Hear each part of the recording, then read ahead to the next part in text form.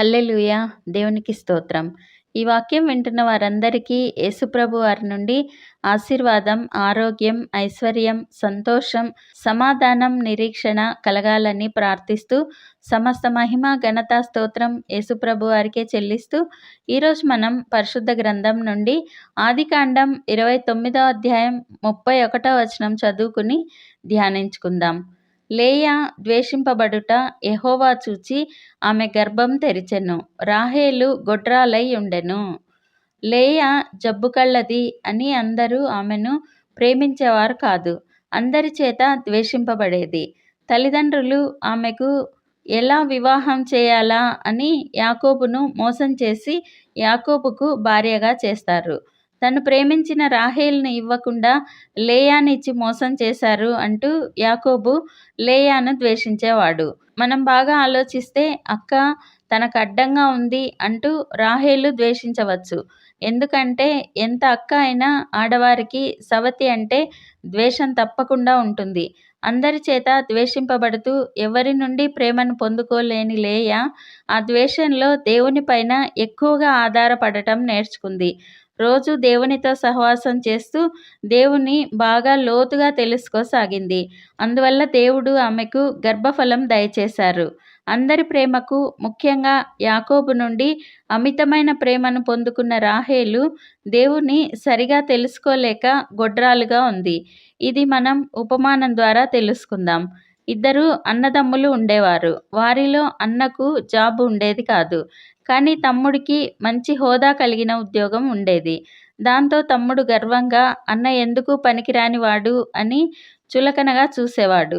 తల్లిదండ్రులు కూడా ఉద్యోగం సద్యోగం లేని వెధవ అంటూ తిడుతూ ఉండేవారు. అతను అవమానంతో బాధతో ఉండేవాడు. ఒకసారి అతనికి సువార్త అందగా అతను యేసుప్రభు వారిని సొంత రక్షకునిగా అంగీకరించి ఎక్కువ సమయం దేవుడితో గడుపుతూ ఉండేవాడు. అలా వారి ద్వేషంలో దేవునికి బాగా దగ్గరైన అతను దేవుని సేవ చేయాలని నిర్ణయించుకుని సువార్త ప్రకటిస్తూ మెల్లగా ఒక చిన్న మందిరంతో మొదలుపెట్టి పెద్ద మందిరం నిర్మించి గొప్ప దైవజనుడిగా ఎదిగాడు. తమ్ముడికి సంవత్సరానికి వచ్చే ఆదాయం ఒక్క నెలకే అతనికి వచ్చేలా దేవుడు అతన్ని ఆశీర్వదించారు. ఎంతో మందికి సువార్త ప్రకటిస్తూ ఎందరినో రక్షణలోనికి నడిపిస్తూ ఎంతో శ్రేష్టమైన జీవితం జీవించసాగాడు. ఆదికాండం 30వ అధ్యాయం 1వ వచనంలో రాహేలు తాను యాకోబునకు పిల్లలు కనకపోవుట చూచి తన అక్కయందు అసూయపడి యాకోబుతో నాకు గర్భఫలము నిమ్ము, లేని ఎడల నేను చచ్చెదను.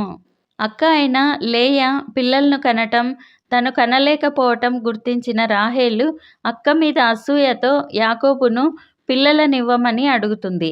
ఇవ్వకపోతే చస్తాను అని బెదిరిస్తోంది.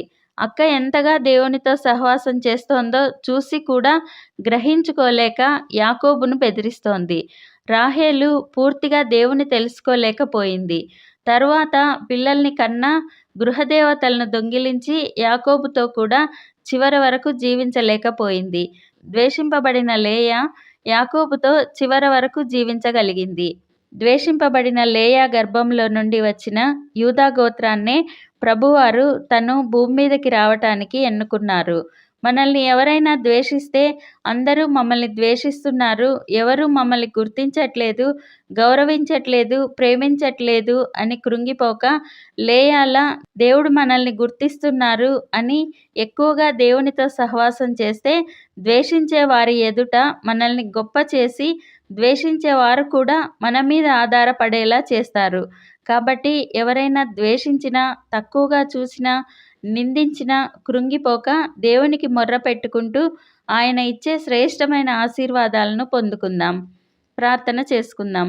ప్రభువా, దేవా, సర్వాధికారి తండ్రి, మీ పరిశుద్ధ పాదాలకు వందనాలు, స్తుతులు, స్తోత్రాలు నాయనా. మీరు మా జీవితాల్లో జరిగించిన మేలులన్నింటికీ వందనాలయ్యా. ద్వేషింపబడిన లేయాను, ఆమె గర్భంలో నుండి వచ్చిన యూదా గోత్రాన్ని ఎన్నుకున్న దేవా వందనాలయ్యా. ఎవరు ద్వేషించినా కృంగిపోకండి, నేను మిమ్మల్ని ప్రేమిస్తున్నాను అని తెలుపుచున్న దేవా వందనాలయ్యా. ఈ ప్రార్థనలో పాల్గొనే వారిలో ఎందరు ద్వేషింపబడుతూ కృంగిన స్థితిలో ఉన్నారో ప్రభువా, ఇప్పుడే వారిని తాకి లేవనెత్తండి. వారికి మీరున్నారు, మీరు ప్రేమిస్తున్నారనే నిరీక్షణను దయచేయండి. ద్వేషించే వారి ఎదుట వారిని గొప్ప చేసి ఆశీర్వదించండి. వారిని ఘనపరచండి.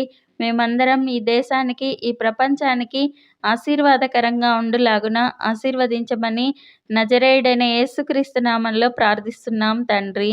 ఆమెన్. మీకేమైనా ప్రార్థన అవసరతలు ఉంటే కామెంట్స్‌లో తెలియచేయండి.